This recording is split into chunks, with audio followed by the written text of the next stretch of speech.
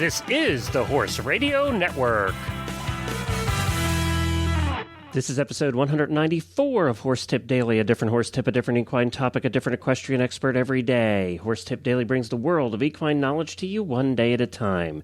Today's tip is sponsored by Equestrian Collections for the entire universe of equestrian shopping at your fingertips at a price you can afford. Enjoy today's tip.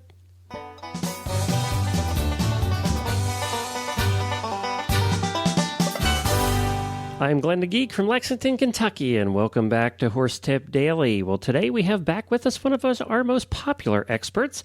Everybody likes to give their horse massages, and doing it right is important, and that's where Megan Ayrault comes in. Megan is one of the leading authorities on animal massage in the country, and she wrote the book, The Horse Lover's Guide to Massage. She also wrote the book, The Dog Lover's Guide to Massage. She's a licensed massage practitioner for animals and people, and a professional educator with a master in teaching degree from Seattle University. So Megan comes back with us on a regular basis to help us learn how to do massage better on our horses and to do it correctly, and that's why she's here. And we really appreciate her stopping by on a regular basis. She's a lovely lady, and we'll get to Megan's latest massage tip very shortly, right after we speak about a company that does it right, and that is EquestrianCollections.com. Equestrian Collections actually started about the same time that my wife and I started our tack company back in the mid-90s. We had a company called the Horse Stuff Company. We were only the second online tack shop. We were the second ones to have an online tack shop, and shortly behind us was a company called 1824. Well, 1824 was a company that dealt with larger sizes for larger women at that time. So if you needed a larger size and couldn't find it at a regular tack shop like ours, we would send you to 1824 to buy it online. And from 1824, they became Equestrian Collections and now are one of the largest online tack shops. And I will say this, they're one of the best. If you want service, if you want quality, if you want good prices, if you want ease of shopping, if you want to deal with a respected, reputable company, then stop on over to EquestrianCollections.com. I highly recommend them, and I highly recommend that you stop by. If you have a favorite tack shop that you buy from, whether it's locally or online, the next time you go to buy something, check out EquestrianCollections.com first. They're going to have what you need, probably will have more of it, more selection, and at better prices. So stop on over to EquestrianCollections.com for all of your horse and rider needs. And now on with Megan Ayrault. Well, hi, Megan, and welcome back to HorseTipDaily.com. Hi, Glenn. You know, it's always fun to have you here, and of course, you are the author of the book, The Horse Lover's Guide to Massage. I've said that 1,000 times. You think I'd get it right. And that's at allaboutanimalmassage.com. For some reason, the word massage is tough for me to say correctly. I don't know why that is, but it's always one of the words I stumble over.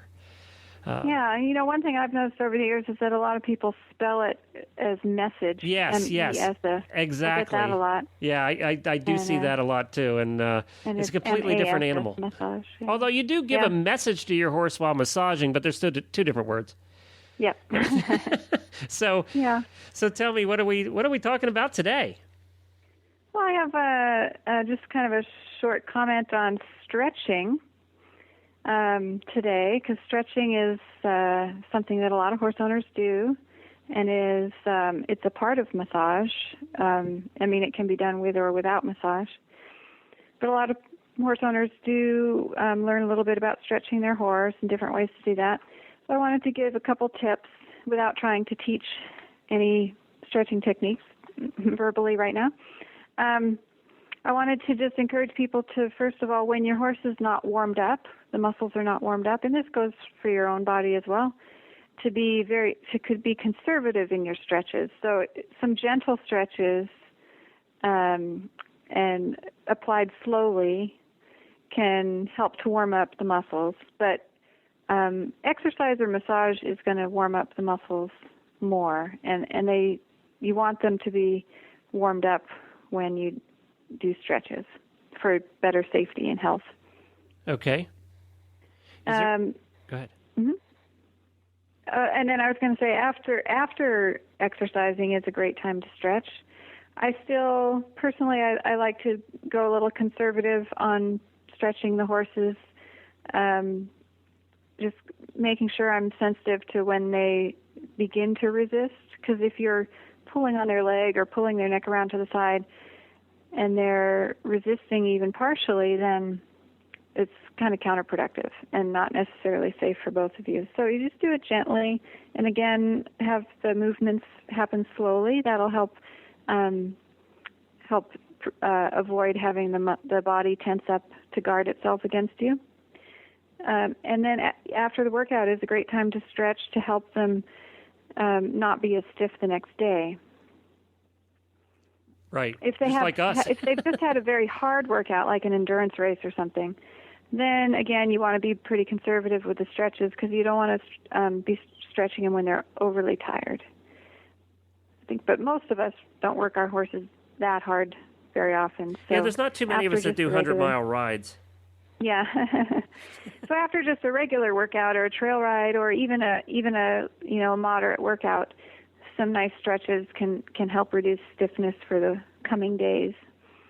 And then there are books and videos that teach more on stretching, and of course, as we often mention here, getting a professional to come and demonstrate and teach you one-on-one with your horse can really be ideal, because then they can address issues that might be unique to your horse and also give you coaching, watch you try what they did and then coach you on correcting your position or something, because it's very important for your own body safety to position yourself well so that you're not going to hurt yourself in the process of trying to help your horse.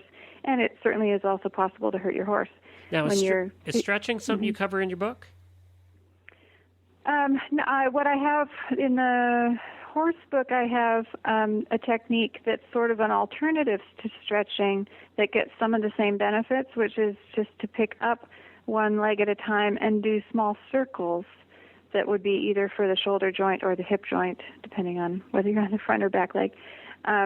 So it's not stretching the tissue, but it gives a lot of similar benefits that some of the stretches do.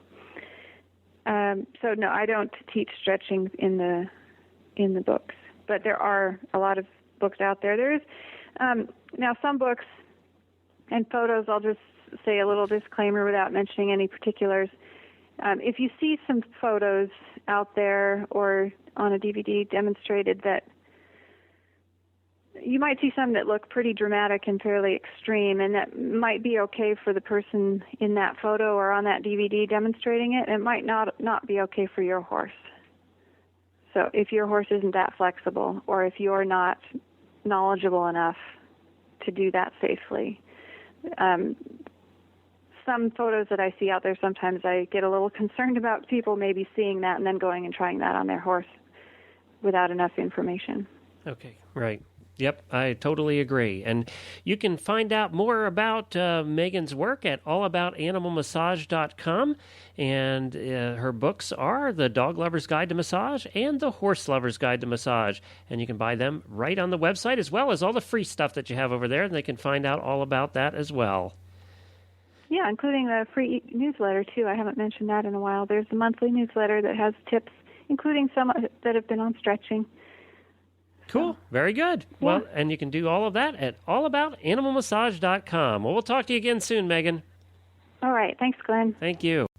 Megan also now has a blog that she blogs in regularly and gives some additional advice and tips, and you can find that at allaboutequinemassage.blogspot.com, and we'll put that link in our show notes as well. Well, Megan will be back periodically with more dressage tips, and we're happy to have her back every time. And don't forget to check out all the other great shows on the network, and you can find them all at horseradionetwork.com, including the new Western Radio Show. Well, tomorrow we have a very special announcement for you where you can win some really cool stuff, and we're announcing it here at the Horse Radio Network, and we're announcing it here first on Horse Tip Daily. So I will be back again tomorrow with a really cool announcement how you can win stuff. Until then, stay safe, everyone.